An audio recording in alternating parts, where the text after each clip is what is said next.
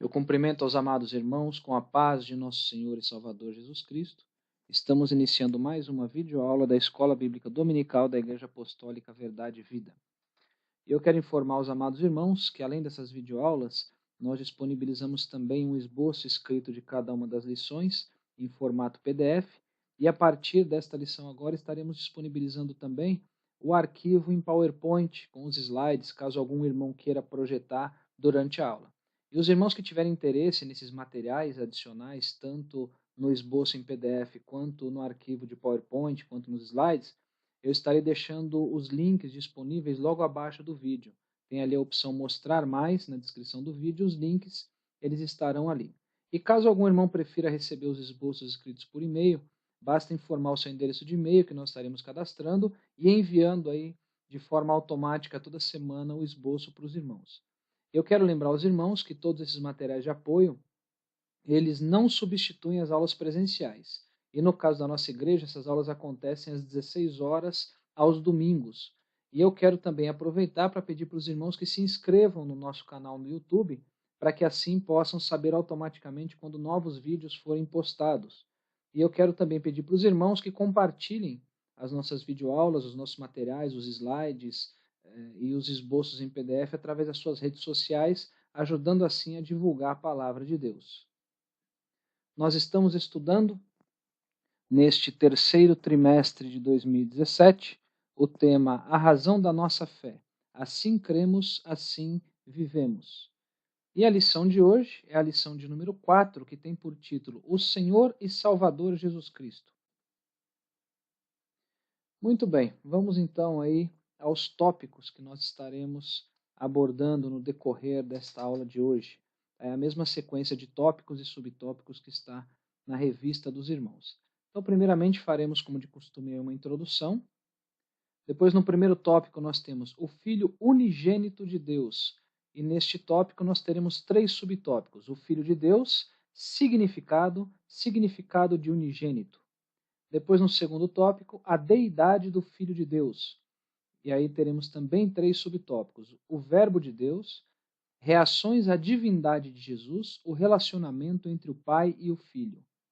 Depois, no terceiro tópico, a humanidade do Filho de Deus. E aqui teremos também 3 subtópicos. E o Verbo se fez carne, características humanas, necessidade da encarnação do Verbo. E por fim, faremos também, como de costume, a nossa conclusão. Então, a lição ela se resume a esses 3 grandes tópicos, onde a gente vai falar de Jesus como Filho unigênito de Deus, depois falaremos sobre a divindade dele, sobre a deidade do Filho de Deus e depois sobre a sua humanidade. Muito bem, vamos então à introdução. Bom, irmãos, como nós temos comentado aí desde a primeira aula desse trimestre, nós estamos estudando neste terceiro trimestre de 2017 as principais doutrinas da fé cristã. E os irmãos sabem que cada uma das 13 lições deste trimestre, cada uma dessas lições tem relação com os 16 itens da chamada Declaração de Fé das Assembleias de Deus. E na lição passada nós finalizamos os temas referentes ao item 2 dessa Declaração de Fé. E na lição de hoje nós falaremos sobre o Senhor e Salvador Jesus Cristo. E essa lição de hoje, ela se refere ao item 3 da declaração de fé, ao item 3 do cremos. Tá? Então, se os irmãos olharem aqui, olha só, lição 4, ela se refere ao item 3. Então, vai do 1 até o 16, e as lições, as 13 lições distribuídas para explicar cada um desses itens. Tá? Então, a lição de hoje, falando do Senhor e Salvador Jesus Cristo, ela está relacionada ao item 3 da declaração de fé. Então, vamos ver agora o que diz esse item 3 da declaração de fé. Olha só.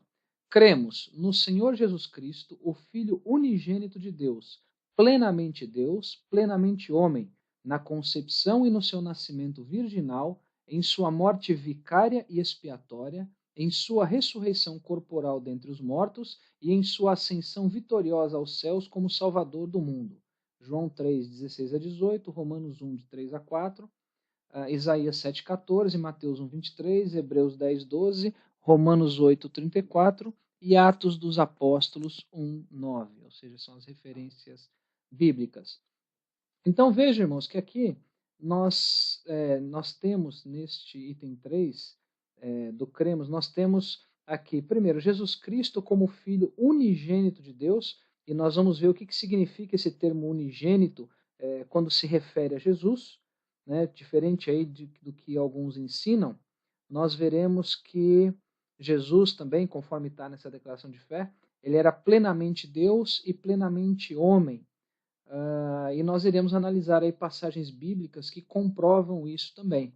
Nós vamos falar um pouco também, de forma bem breve, sobre a sua concepção, sobre a concepção de Jesus, sobre o seu nascimento. Falaremos de forma breve porque nós já tratamos, né, desse assunto da concepção e do nascimento de Jesus em outra videoaula, tá? Então não é necessário a gente se aprofundar muito, mas a gente vai falar um pouco sobre isso também. Bom, nesse cremos, nesse item 3, nós temos ainda a menção sobre a morte vicária e expiatória de Jesus. Nós não vamos falar sobre a morte de Jesus nessa aula, mas é importante entender que quando se fala sobre morte vicária, nós estamos falando de uma morte que foi uma morte substitutiva, tá? A palavra vicária significa substitutiva. Então, quando nós falamos sobre a morte vicária de Jesus, nós estamos falando que ele morreu em substituição a alguém, ou no lugar de alguém. Em outras palavras, ele morreu em nosso lugar, porque nós é que merecíamos morrer. E além de vicária, sua morte foi expiatória, ou seja, foi uma morte remidora, foi uma morte que nos libertou, uma morte que nos salvou. Tá? E o cremos termina, nesse item 3, falando sobre a ressurreição e sobre a ascensão de Cristo. Aqui a gente não vai precisar falar muita coisa, porque trata-se de algo assim sabido e entendido por todos nós, né? Então, nessa aula, nós abordaremos vários pontos importantes que endossam esse item 3 da declaração de fé. Bom, vamos então agora ao primeiro tópico, onde nós falaremos sobre o Filho unigênito de Deus. E no primeiro subtópico nós temos o Filho de Deus. Então, irmãos, vamos ver o que a Bíblia nos diz lá no Evangelho de Jesus Cristo, segundo escreveu João, no capítulo 20 e no versículo 31. Olha só. Estes, porém, foram escritos para que creiais que Jesus é o Cristo, o Filho de Deus, e para que, crendo, tenhais vida em seu nome. Então, nós temos nesse versículo algumas verdades absolutas que nós precisamos saber. Tá? Então, conforme nós podemos ver no versículo, Jesus, ele é, primeiramente, o Cristo. Tá? Então, por isso que o versículo diz, estes, porém, foram escritos para que creiais que Jesus é o Cristo.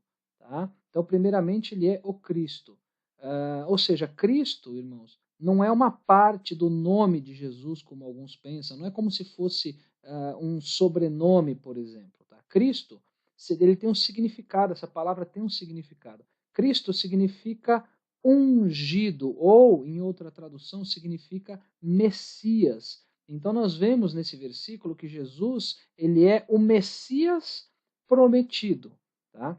E não somente isso, irmãos, mas o versículo ele afirma também que Jesus ele é o Filho de Deus. Tá? E nós vamos falar nos próximos slides sobre alguns detalhes em relação a esse ponto. E vejam que o versículo ele termina dizendo, para que, crendo, tenhais vida em seu nome. Ou seja, irmãos, quem crê tem a vida por meio dele. Que vida é essa, irmãos? A vida eterna. Tá? Essa é uma das inúmeras passagens bíblicas que confirmam que Jesus ele é o Filho de Deus. Nós poderíamos mencionar aqui várias outras passagens, como por exemplo, aquela conhecida passagem do batismo de Jesus, onde Deus diz, este é meu Filho amado, em quem me comprazo, enfim, uma outra passagem também, mas existem outras mais que comprovam que Jesus ele é o Filho de Deus. E falando um pouco mais sobre ser Filho de Deus, agora já no segundo subtópico, que é significado, nós vamos ver mais alguns versículos, tá? Então, olha só, João 20, 31, nós acabamos de ler. Estes, porém, foram escritos para que creais que Jesus é o Cristo, o Filho de Deus, e para que crendo tenhais vida em seu nome. E 1 João 3,1: Vede quão grande amor nos tem concedido o Pai, que fôssemos chamados filhos de Deus. Tá? Então, olha só, irmão, que interessante aqui. O primeiro versículo a gente já comentou sobre ele, João 20:31. Mas vejam que em 1 João 3,1 a Bíblia diz que somos também filhos de Deus. Vejam, Jesus, ele é o Filho de Deus e nós também somos filhos de Deus. Agora, nós precisamos entender duas coisas, tá? Primeiro, o que significa ser filho de Deus quando falamos sobre os cristãos? E também o que é necessário ser feito para que alguém se torne filho de Deus? Então vamos lá, irmãos. A primeira coisa que nós precisamos entender, quando se fala sobre ser filho de Deus, se referindo a Jesus especificamente, nós estamos falando de alguém que tem a mesma essência do Pai, que tem a mesma natureza do Pai. Tá? Agora, quando estamos falando dos cristãos como filhos de Deus, nós não estamos falando de pessoas com a mesma essência do Pai ou com a mesma natureza do Pai. Tá? Filhos de Deus, quando falamos sobre os cristãos, se refere a filhos por adoção. Tá? Olha só o que a Bíblia nos diz em Efésios 1:5 sobre isso. E nos predestinou para filhos de adoção por Jesus Cristo, para si mesmo, segundo o beneplácito de sua vontade. Ou, em outra tradução, segundo o consentimento da sua vontade. Ou seja, irmãos, nós não podemos comparar Jesus com os cristãos no que se refere à filiação. E como nós comentamos, quando a gente fala sobre ser filho de Deus se referindo a Jesus, a gente está falando de alguém que tem a mesma essência do Pai. Agora, quando a gente fala sobre ser filho de Deus no que se refere aos cristãos, a gente está falando de uma filiação por adoção. Tá? Então, isso é algo importante que a gente precisa saber. Então, agora cabe uma pergunta. Os irmãos sabem que todos são criaturas, mas que nem todos são filhos de Deus. Então, a pergunta é: quando que uma pessoa ela deixa de ser simplesmente uma criatura e passa a ser filho de Deus? Nós somos todos criaturas, né? Tanto que a Bíblia diz que o evangelho tem que ser pregado para toda criatura. Então a pergunta é essa: quando que uma pessoa deixa de ser criatura e se torna filha de Deus? A resposta, irmãos, está lá em João 1,12. Olha só. Mas a todos quantos o receberam, deu-lhes o poder de serem feitos filhos de Deus, aos que creem no seu nome. Então, a resposta é muito simples. A pessoa ela deixa de ser criatura e se torna filho de Deus quando ela recebe a Jesus como Senhor e Salvador. Inclusive o título da lição de hoje, o Senhor e Salvador Jesus Cristo. Tá? E no final dessa aula eu comentaria um pouco mais sobre essa questão de Senhor e de Salvador, né, também, porque tem um ponto muito importante que a gente precisa aprender sobre isso, mas eu vou deixar para falar no final desta videoaula. Tá? Porque tem algo assim muito importante nesse contexto. Então, enfim, a pessoa deixa de ser simplesmente criatura e passa a ser filho de Deus a partir do momento que ela recebe Jesus como Senhor e como Salvador. Tá? Então vamos ver agora, irmãos, o que a Bíblia nos diz lá em Isaías, capítulo 9, versículo 6. Olha só.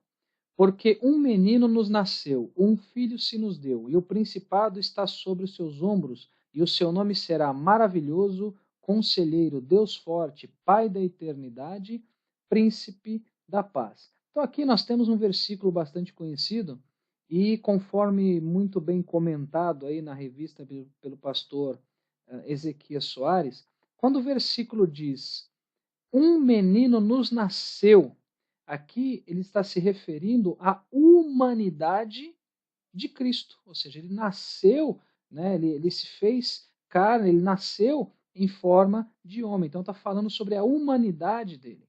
Porém, irmãos, quando o versículo fala um filho se nos deu, reparem que ele não está dizendo que o filho nasceu, mas sim que o filho ele foi dado. Então está referindo-se aqui à eternidade de Cristo. Cristo ele não nasceu, por quê? Porque ele é eterno, tá? Ele é eterno, conforme nós vemos lá em Colossenses 1,17. Olha só.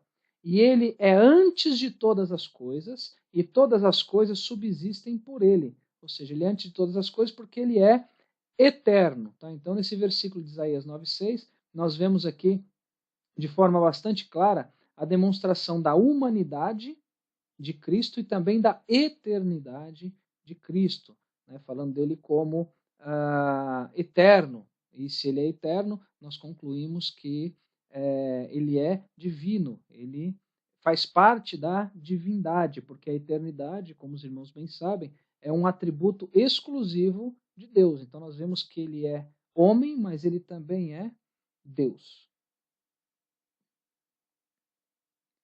Bom, avançando agora para o terceiro subtópico, significado de unigênito. Então, primeiramente, vamos entender o que é essa palavra unigênito. Conforme o dicionário bíblico Wycliffe, unigênito, irmão, significa único de seu tipo. A palavra original é monógenes, tá? Único de seu tipo.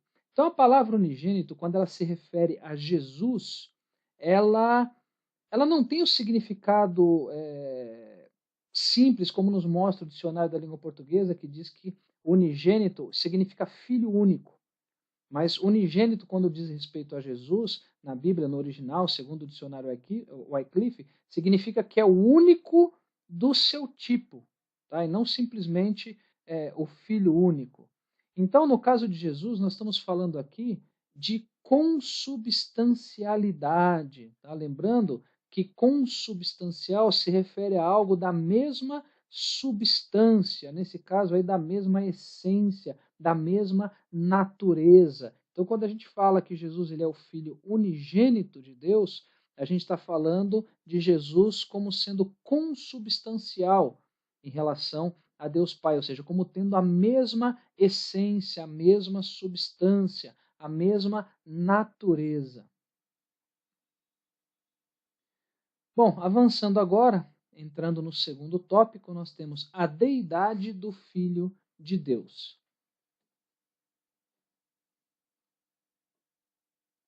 E no primeiro subtópico, o verbo de Deus, conforme João 1:1. Então vamos lá. Primeiramente, vamos entender, irmãos, o que é deidade, já que este segundo tópico inteiro ele fala sobre a deidade do Filho de Deus. Então, deidade significa divindade ou ser divino. Então, trata-se aqui novamente, né, a gente está falando bastante sobre isso, sobre a essência divina. Então, vamos agora ver o que a Bíblia nos diz lá em João, capítulo 1, versículo 1. Olha só, irmãos. No princípio era o Verbo, e o Verbo estava com Deus, e o Verbo era Deus. Então a primeira coisa que nós precisamos entender nesse versículo é o seguinte: quem era o Verbo? Quem era o Verbo que estava com Deus e que era Deus? Então a resposta ela está no versículo 14, tá? Quem era efetivamente este Verbo? Lá no versículo 14 nós vemos, olha só. E o Verbo se fez carne e habitou entre nós, e vimos a sua glória como a glória do unigênito do Pai, cheio de graça e de verdade. Então, se a Bíblia nos diz que o Verbo se fez carne e habitou entre nós, quem foi que se fez carne e habitou entre nós? Foi Jesus Cristo. Então, nós podemos concluir que o Verbo é Jesus Cristo. Então, quando a Bíblia diz em João 1 que no princípio era o Verbo, está se referindo ao Senhor e Salvador Jesus Cristo, tá? Então, tendo corretamente entendido quem é o Verbo, nós vamos agora ver três grandes verdades que estão contidas dentro deste versículo de João 1:1. Tá? Então, primeiramente, o versículo diz o seguinte: no princípio era o Verbo. Aqui, irmãos, nós estamos falando de eternidade. Tá? A palavra princípio aqui no início desse versículo é o mesmo que desde sempre. Tá? Então, quando a gente fala de princípio, a gente está falando desde sempre. Isso significa, irmãos, que Jesus ele é eterno. Então, somente nessa primeira parte do versículo já caem por terra aí todas as doutrinas que dizem que Jesus ele é uma criatura, de que ele veio depois, que ele foi criado, enfim. já cai por terra todas as doutrinas que pregam esse tipo de ensinamento, porque nós vemos aqui que Jesus ele é eterno. Uma outra verdade que nós temos aqui absoluta em João 1:1, na segunda parte do versículo ele diz: o verbo estava com Deus. Tá? O verbo estava com Deus. Ou seja, irmão, nós estamos falando aqui de pessoas diferentes. Quando a gente diz o verbo estava com Deus, é o mesmo que dizer Jesus estava com Deus. Tá? Então está bem claro que se tratam de pessoas diferentes. Então aqui nessa segunda parte do versículo, caem por terra todas as doutrinas que dizem que se trata de uma única pessoa, né? A pessoa de Deus que aparece aí de três modos diferentes, como dizem os monarquianistas modalistas, como foi visto na aula anterior. Tá? Então nós vemos aqui que são pessoas diferentes. Então só na primeira e na segunda parte já cai por terra um monte de doutrinas antibíblicas, dizendo que Jesus ele veio depois, que ele não existia e que era a mesma pessoa de Deus. Então essa primeira e segunda parte do versículo joga por terra uma série de doutrinas errôneas. E por fim, nós temos aqui a terceira verdade. O versículo diz: e o verbo era Deus. E aqui então nós estamos falando da mesma essência, tá? Da mesma essência, da mesma natureza e com os mesmos atributos. Ou seja, irmãos, Jesus, ele é Deus. Então aqui cai por terra também aquelas doutrinas que ensinam que Jesus ele não é da mesma essência de Deus, como é o caso do arianismo, que também foi visto na aula anterior. Então, enfim, irmãos, nós vemos que apenas no primeiro versículo de João, capítulo 1, nós temos três verdades que jogam por terra qualquer doutrina que diga que Jesus ele foi criado, que Deus Pai e Filho são a mesma pessoa, ou que Jesus não tem a mesma essência do Pai. Porque nós temos aqui três verdades absolutas, mostrando que Jesus ele é eterno, ou seja, ele sempre existiu, que ele e o Pai são pessoas diferentes, mas que eles têm a mesma essência, a mesma natureza, eles têm os mesmos atributos. Tá? Então é isso que o versículo 1 do capítulo 1 de João nos ensina de forma bastante direta, de forma bastante clara. Então nós vamos ver aqui algumas verdades que nós devemos entender bem, nós devemos entender de forma muito clara, a gente precisa ter isso em mente. Então, primeiramente que Jesus, ele é Deus. Tá? Olha só o que a Bíblia nos diz em Colossenses 2:9 e João 1:1 também, e a parte A do versículo 14. Olha só, Colossenses 2:9. Porque nele quem? Jesus, habita corporalmente toda a plenitude da divindade. Quando a gente está falando de divindade, a gente está falando de Deus. E depois João 1:14, parte A. No princípio era o verbo estava com Deus e o verbo era Deus. Agora o 14. E o verbo se fez carne e habitou entre nós. Tá? Então aqui está falando que o verbo, ou seja, Jesus era Deus. E em Colossenses está dizendo que toda a plenitude da divindade habitava nele. Então nós vemos aqui de forma bastante clara que Jesus é Deus. Então essa é a primeira coisa que nós temos que saber. Segundo, por ser Deus, Jesus ele tem os mesmos atributos de Deus. Tá? Nós não veremos aqui todos os atributos, até porque, além de estender muito, não é o objetivo. Mas nós vamos aqui mencionar alguns atributos, principalmente os atributos que são exclusivos, tá, de Deus. Então nós vamos ver que Jesus ele tem esses atributos porque Jesus, como nós vimos anteriormente, ele é Deus. Então vamos lá. Primeiro atributo que a gente vai ver aqui, a eternidade. Tá? Jesus, ele é eterno, ou seja, ele sempre existiu e ele sempre existirá. Ele não teve começo e ele também não tem fim. Tá? Nós temos a comprovação disso lá em Hebreus 13:8. Temos outras também, mas um dos versículos comprovam isso. Olha só, Jesus Cristo é o mesmo ontem e hoje e eternamente. Veja, irmãos, se nós vemos aqui a Bíblia dizendo que Jesus ele é o mesmo eternamente, somente alguém que é eterno pode ser o mesmo eternamente. Tá? Então nós vemos de forma bastante direta o atributo da eternidade pertencente também a Jesus. Um outro atributo que é exclusivo de Deus, e nós vemos isso em Jesus, porque Jesus também é Deus, é a onipotência. Tá? Irmãos, onipotência é a qualidade de quem pode todas as coisas. Tá?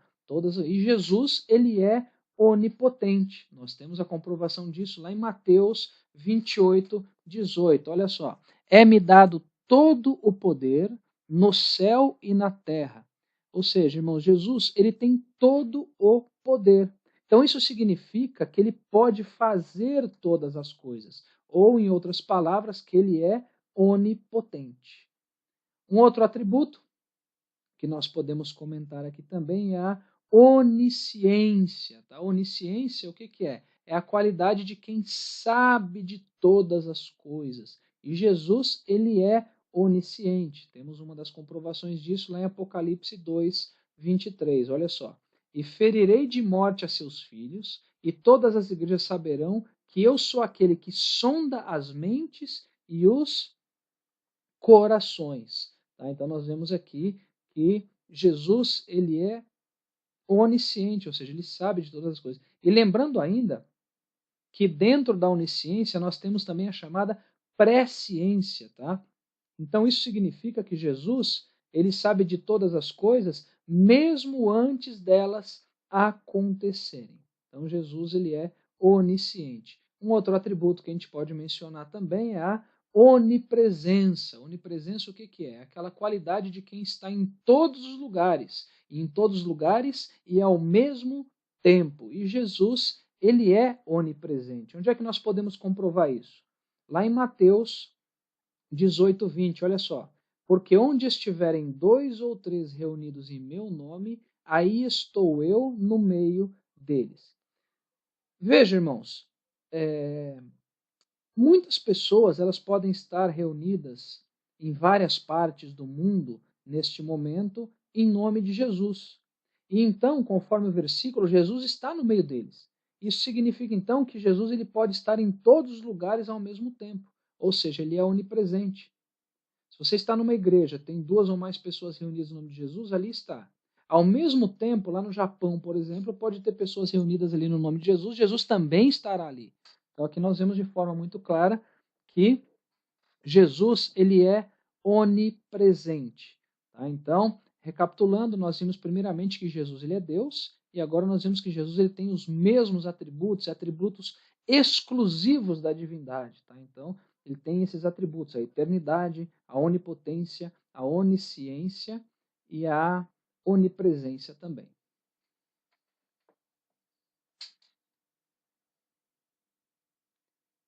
Muito bem, para fechar esse primeiro subtópico, o verbo de Deus, apenas aqui alguns pontos aí para resumo. Então, o primeiro ponto, por ser o verbo, Jesus ele transmite e comunica plenamente a pessoa de Deus. E o segundo ponto, o verbo não somente estava, mas ele também era Deus. Então aqui vemos novamente uma afirmação da divindade de Cristo. Lembrando que neste tópico nós estamos falando sobre a deidade de Cristo. E nós vimos que deidade é sinônimo de divindade. Então a gente está aqui comprovando a divindade de Cristo. Bom, avançando agora para o segundo subtópico, nós temos aqui reações à divindade de Jesus. Bom, irmãos, nós já falamos sobre isso em outra aula, mas apenas para recordar, nós vamos ver o que a Bíblia nos diz lá em Deuteronômio 6,4. Olha só. Ouve Israel, o Senhor nosso Deus é o único Senhor. Nós temos aqui, como os irmãos sabem, nós já aprendemos, o chamado Shema. Tá? Então, nesse versículo, nós temos,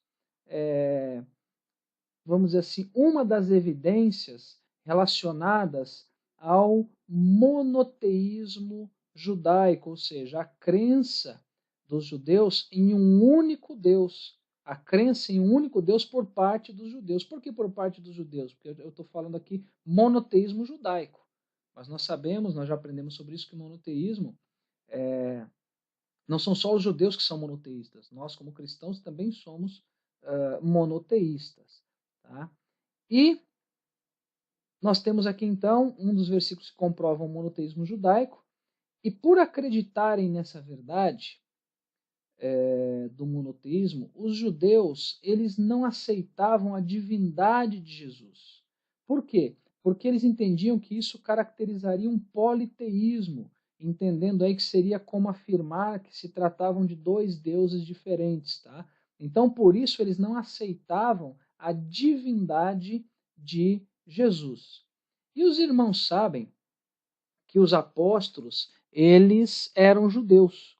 E pelo fato de serem judeus, teoricamente, se eles fossem seguir, né, o mesmo princípio do judaísmo, eles não deveriam também aceitar a divindade de Jesus. Porém, os irmãos sabem que não foi isso que aconteceu. Muito pelo contrário, apesar de serem judeus, eles não somente aceitavam a divindade ou a deidade de Jesus, como eles também declaravam essa verdade. Eles declaravam a divindade de Jesus. E um exemplo disso, como nós já vimos no slide anterior, é a afirmação de Paulo lá em Colossenses 2:9, né? Porque nele habita corporalmente toda a plenitude da divindade. Olha só coisa interessante, irmãos. Paulo, que inicialmente foi um perseguidor dos cristãos, ele queria acabar com o cristianismo, ele não aceitava que os cristãos pregassem que Jesus ele era filho de Deus e que Jesus ele era Deus. Ele foi um perseguidor e um conhecedor da palavra, assim, um seguidor do monoteísmo judaico. Depois que ele teve aquele encontro com Jesus, ele passou a declarar, ele passou a pregar que Jesus é o Filho de Deus, que Jesus ele é Deus, que a divindade habita corporalmente de forma plena em Jesus. Tá? Então aqui nós temos aí um resumo relacionado aí às reações à divindade de Jesus, ou seja, os judeus eles não aceitavam, porém os apóstolos, mesmo sendo judeus, eles aceitavam, e não somente aceitavam, mas também declaravam esta divindade de Jesus. Avançando agora para o terceiro subtópico, nós temos aí o relacionamento entre o Pai e o Filho. Então, quando nós falamos de Deus Pai e de Jesus Cristo, sendo repetitivo, nós precisamos saber que, primeiro, se tratam do mesmo Deus, ou seja, não são dois deuses diferentes, tá? Trata-se da mesma essência, da mesma natureza. Tratam-se de pessoas diferentes, porém o mesmo Deus, porque eles têm a mesma essência. E por serem o mesmo Deus, eles têm o mesmo poder, têm a mesma majestade, têm a mesma glória, têm também os mesmos atributos. Tá? Porém, eles têm forma e funções diferentes, tá? Como nós aprendemos aí na aula sobre a Trindade, ou seja, um Deus subsistente em três pessoas: Pai, Filho e Espírito Santo.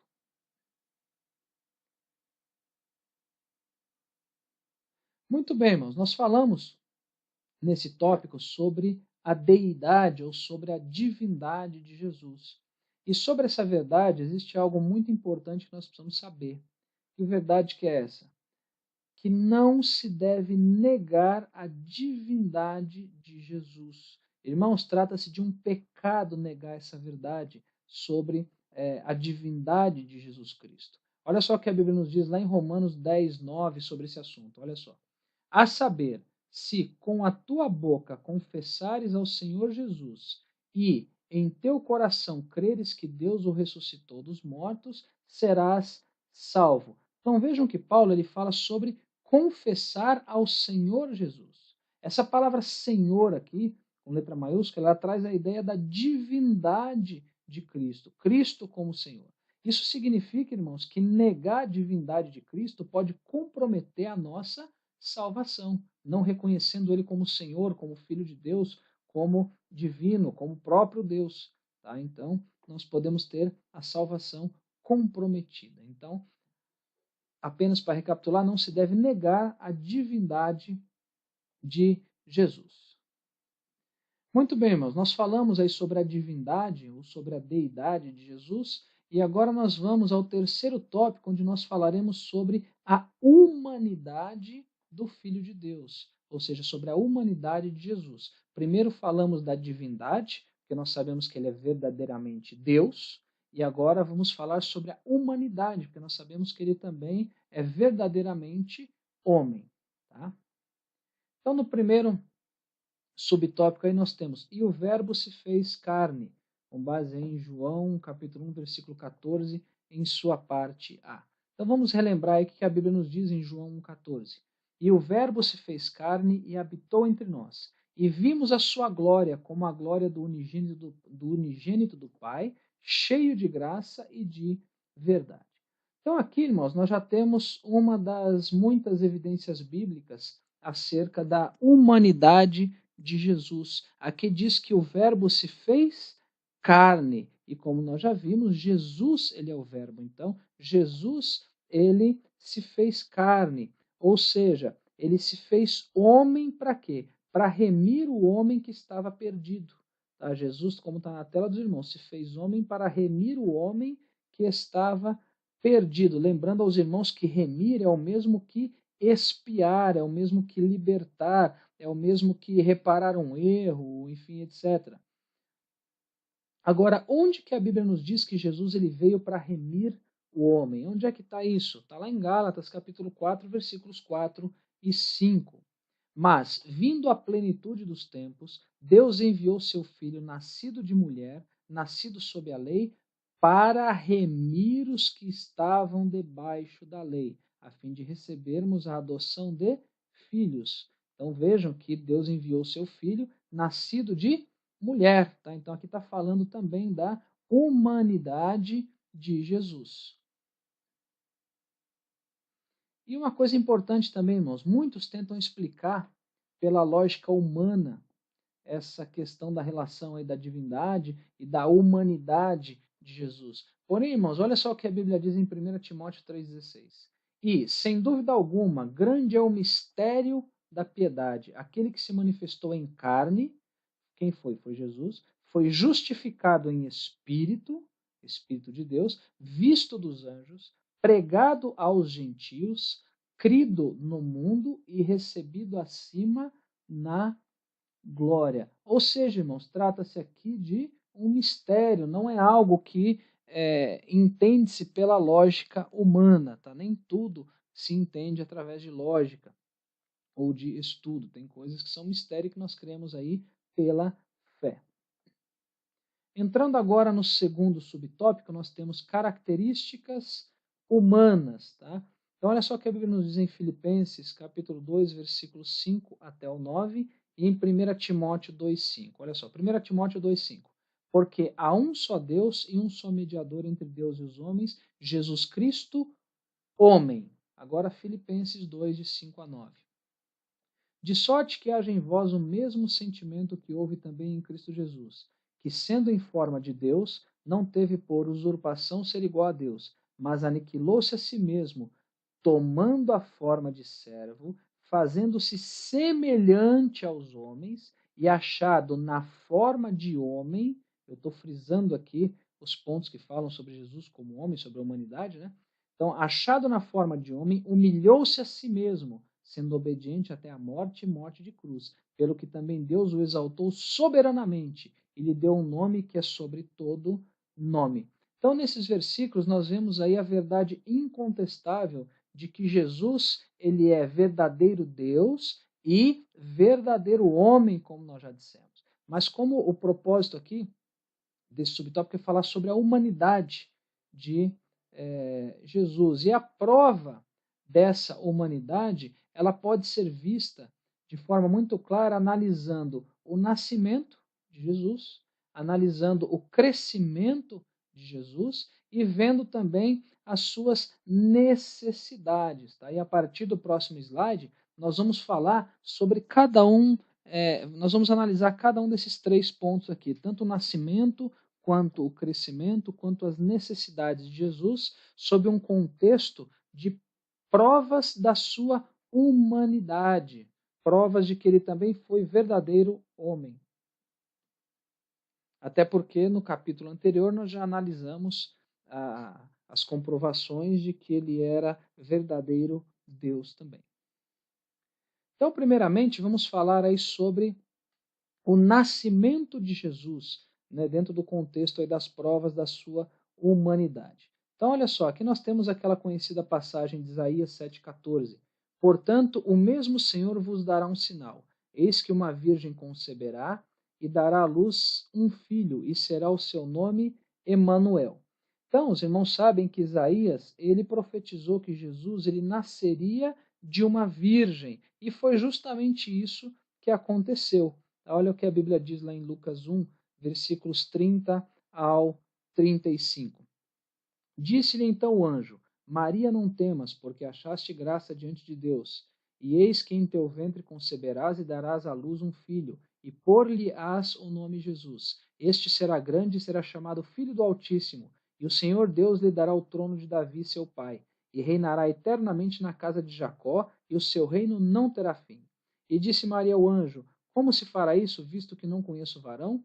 E respondendo o anjo, disse-lhe: Descerá sobre ti o Espírito Santo, e a virtude do Altíssimo te cobrirá com a sua sombra, pelo que também o santo de ti, que de ti há de nascer, será chamado Filho de Deus. Então aqui nós vemos que o anúncio do nascimento de Jesus foi feito por um anjo. Né? O anjo Gabriel ele anunciou para Maria que ela daria à luz a um filho que se chamaria Jesus. Aí nós temos a passagem também de Mateus 1,20 que diz o seguinte, olha só. E projetando ele isso, eis que em sonho lhe apareceu um anjo do Senhor dizendo: José, filho de Davi, não temas receber a Maria, tua mulher, porque o que nela está gerado é do Espírito Santo. Nós já estudamos sobre isso, irmãos, no trimestre passado, mas para recordar, aqui o anjo do Senhor, ele aparece em sonho para José, dizendo que era para que ele recebesse Maria como sua esposa, porque o filho que estava no ventre dela tinha sido gerado pelo Espírito Santo. E, conforme Isaías tinha profetizado, Jesus, ele nasceu de mulher, ele nasceu da Virgem Maria, conforme nós temos em Mateus capítulo 1, versículos 23 a 25. Eis que a Virgem conceberá e dará à luz um filho, e ele será chamado pelo nome de Emanuel. Emanuel traduzido é Deus conosco. E José, despertando do sonho, fez como o anjo do Senhor lhe ordenara, e recebeu a sua mulher, e não a conheceu até que deu à luz seu filho, o primogênito, e pôs-lhe o nome de Jesus. Então nós temos aqui a primeira prova da humanidade de Jesus. Que prova que é essa? O fato dele ter nascido de uma mulher, o fato dele ter nascido de Maria, nascido da Virgem Maria. E além do nascimento, uma outra prova da humanidade de Jesus Cristo pode ser vista no seu crescimento. Tá? Olha só o que a Bíblia nos diz lá em Lucas 2,52. E crescia Jesus em sabedoria e em estatura e em graça para com Deus e para com os homens. Então vamos analisar um pouco esse versículo, irmãos. O primeiro versículo diz que Jesus ele crescia em sabedoria. Isso significa que Jesus ele assimilou os conhecimentos da experiência humana diária. A gente está falando aqui daquelas coisas que se aprendem convivendo na comunidade natural. E o versículo diz ainda que ele crescia em estatura. Ou seja, Jesus ele teve um crescimento normal, ele teve um crescimento natural do seu corpo até atingir aí a fase adulta. Nós vemos que isso aqui é uma característica humana, né, o crescimento. O versículo continua dizendo que ele também crescia em graça para com Deus. Nós sabemos que Jesus ele descobriu a presença de Deus na vida. E é importante dizer que Deus ele não quebra suas leis nem mesmo com o seu Filho. Então, ao encarnar, Jesus ele se tornou como um de nós. Em que sentido? Carente da ação do alto para que ele pudesse realizar sua missão aqui na terra, para que ele pudesse realizar sua missão entre os homens. Tá? Porque enquanto homem, Jesus ele se desenvolvia debaixo da graça de Deus.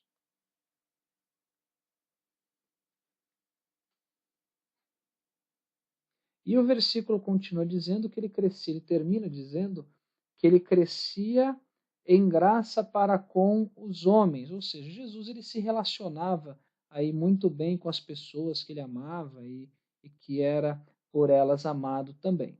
Então nós podemos concluir com isso, irmãos, que Jesus ele cresceu fisicamente, ou seja, ele teve um crescimento físico igual ao de qualquer pessoa, igual ao de qualquer criança. Ele cresceu também socialmente, tá? Em família, os irmãos sabem, nós estudamos sobre isso. Jesus, ele era obediente a seus pais. Jesus, ele também viveu aí no meio da cultura dos seus dias. Ele tinha ali o seu convívio social, só que lembrando que ele confrontava a cultura da sua época quando a cultura contrariava a palavra de Deus. Ele não aceitava qualquer coisa também. Então ele cresceu fisicamente, cresceu socialmente, ele cresceu também intelectualmente, e quando eu falo de crescer intelectualmente, eu estou falando de crescer mentalmente e psicologicamente. Tá? Os irmãos sabem, Jesus ele crescia em sabedoria, crescia em conhecimento, ele foi treinado nas Sagradas Escrituras e no aspecto psicológico ele tinha sentimentos humanos também. E Jesus ele cresceu espiritualmente, tá? Jesus ele tinha clareza do seu relacionamento com Deus e ele tinha também consciência da sua missão. Então nós vemos aqui que Jesus ele cresceu fisicamente, socialmente, intelectualmente e espiritualmente. Então nós temos nessa questão do crescimento também provas da humanidade de Jesus. Lembrando que nós estamos ainda no segundo subtópico falando sobre características humanas. Tá? Bom, nós vimos até agora que o nascimento e o crescimento de Jesus eles são provas da sua humanidade. Então nós vamos ver agora que as suas necessidades também comprovavam a sua humanidade. Então vamos ver aqui algumas necessidades. Primeira delas, Jesus ele teve fome. Olha só o que nos diz a Bíblia em Mateus 4:2. E, tendo jejuado 40 dias e 40 noites, depois teve fome. Irmãos, se ele não fosse humano, com certeza ele não teria fome. Então, nós vemos aqui uma necessidade que ela é característica, né, olhando a questão de humanidade, ela é característica, ela foi característica de Jesus também. Então, ou seja, ele teve fome e isso comprova a sua humanidade. Mas não somente isso, ele também teve sede, conforme nos comprova João 19:28. Depois, sabendo Jesus que já todas as coisas estavam terminadas, para que a Escritura se cumprisse, disse: Tenho sede. E, novamente, se ele não fosse humano, ele também não sentiria sede. Além disso, Jesus teve também sono. Onde é que está isso? Mateus 8:24. E eis que no mar se levantou uma tempestade tão grande que o barco era coberto pelas ondas. Ele, porém, estava dormindo. Ele quem? Jesus. E os irmãos sabem que, como Deus, olhando sua divindade, ele não teria sono. Mas como homem, falando novamente de uma característica humana, Jesus ele teve sono. E Jesus, ele também teve cansaço, Jesus ele se cansava, conforme nós vemos lá em João 4:6. E estava ali a fonte de Jacó. Jesus, pois, cansado do caminho, assentou-se assim junto da fonte. Era isso quase a hora sexta. Enfim, nós vemos aqui que Jesus, enquanto esteve aqui, como homem, ele sentiu as mesmas necessidades que qualquer um de nós. Ele sentiu fome, sede, sono, cansaço, enfim. Então nós temos nas necessidades de Jesus mais uma comprovação da sua humanidade. Lembrando que nós estamos falando aqui de características humanas, ou seja, nenhuma dessas características são divinas, elas são totalmente humanas, comprovando a humanidade de Jesus. Avançando agora para o terceiro subtópico, necessidade da encarnação do Verbo. Então nós vimos que o Verbo, que é Jesus, ele se fez carne. Ele se fez carne e habitou entre nós. Agora, esse subtópico vai falar sobre o porquê, qual foi a necessidade da encarnação de Jesus. Por que que Jesus ele se fez carne? Ou por que que Jesus teve que encarnar? Então, olha o que a Bíblia nos diz em Romanos 5,12. Pelo que, como por um homem entrou o pecado no mundo, e pelo pecado a morte, assim também a morte passou a todos os homens, por isso que todos pecaram. Então nós vemos aqui um dos versículos que falam sobre a entrada do pecado no mundo. Os irmãos sabem que, devido à desobediência do primeiro casal, o pecado ele entrou no mundo, e esse pecado ele trouxe o quê? Ele trouxe a morte. Os irmãos sabem, está lá em Gênesis, que Deus ele havia dito que no dia em que eles comessem da árvore do conhecimento do bem e do mal, que eles certamente morreriam. E olha só o que a Bíblia nos diz em Romanos 6,23. Porque o salário do pecado é a morte, mas o dom gratuito de Deus é a vida eterna por Cristo Jesus, nosso Senhor. Então, como nós já comentamos, o pecado ele entrou no mundo e a consequência do pecado é a morte. Ou seja, a morte ela é o salário do pecado. Lembrando que salário é aquilo que se recebe por algum serviço prestado, por aquilo que se faz. E a morte é o salário pelo pecado. E para vencer a morte, duas coisas eram necessárias. Primeiro, vencer o pecado. E segundo, derramar sangue inocente para que a dívida do pecado fosse paga totalmente. Esse sangue, irmãos, deveria ser de um inocente, de alguém sem pecado. Porém, a Bíblia é clara em dizer que todos pecaram e destituídos estão da glória de Deus. Ou seja, não havia ninguém inocente para que pudesse derramar o seu sangue e assim pagar completamente a dívida do pecado. Ou seja, ninguém podia pagar essa dívida. Então Deus se fez homem. Em outras palavras, Deus ele encarnou para fazer aquilo que era impossível ao homem. Olha só o que a Bíblia diz em Romanos 5, de 17 a 19. Porque, se pela ofensa de um só a morte reinou por esse, muito mais os que recebem a abundância da graça e do dom da justiça reinarão em vida por um só, Jesus Cristo. Pois assim como por uma só ofensa veio o juízo sobre todos os homens para a condenação, assim também por um só ato de justiça veio a graça sobre todos os homens para a justificação de vida. Porque, como pela desobediência de um só homem muitos foram feitos pecadores, assim, pela obediência de um, muitos serão feitos justos. E vejam também Romanos 8,3. Porquanto o que era impossível à lei, visto como estava enferma pela carne, Deus, enviando o seu Filho em semelhança da carne do pecado, pelo pecado condenou o pecado na carne. Então nós podemos concluir, irmãos, após a análise desses versículos, que Jesus ele encarnou para que nós pudéssemos ser redimidos do pecado. Então essa foi a necessidade da encarnação do Verbo, que veio em forma de homem e que deu a sua vida para que nós pudéssemos ser livres do pecado e da morte. Glórias a Deus por isso. Então, para resumir esse subtópico, irmãos, devido à entrada do pecado na humanidade, o pecado ele tinha que ser vencido por um homem, mas não qualquer homem, tinha que ser um homem sem pecado. O pecado veio por um homem e tinha que ser vencido por outro homem. E Jesus venceu o pecado e venceu a morte como homem. E um outro ponto aqui interessante, irmãos. Quando nós falamos sobre a divindade de Jesus, no tópico anterior, nós comentamos que não se deve negar a divindade de Jesus, dizendo que negar a divindade de Jesus é pecado. E da mesma forma que nós não podemos negar a divindade de Jesus, nós também não devemos negar a humanidade de Jesus também. Trata-se de um pecado também negar essa humanidade. Olha só o que a Bíblia nos diz lá em 2 João capítulo 1, versículo 7. Porque já muitos enganadores entraram no mundo, os quais não confessam que Jesus Cristo veio em carne. Este tal é o enganador e o anticristo. Então, enfim, como nós vimos lá na introdução da lição, nós cremos, não somente cremos, mas confessamos que Jesus ele é verdadeiramente Deus e verdadeiramente homem. Nós não podemos negar a divindade de Jesus e também não podemos negar a humanidade de Jesus.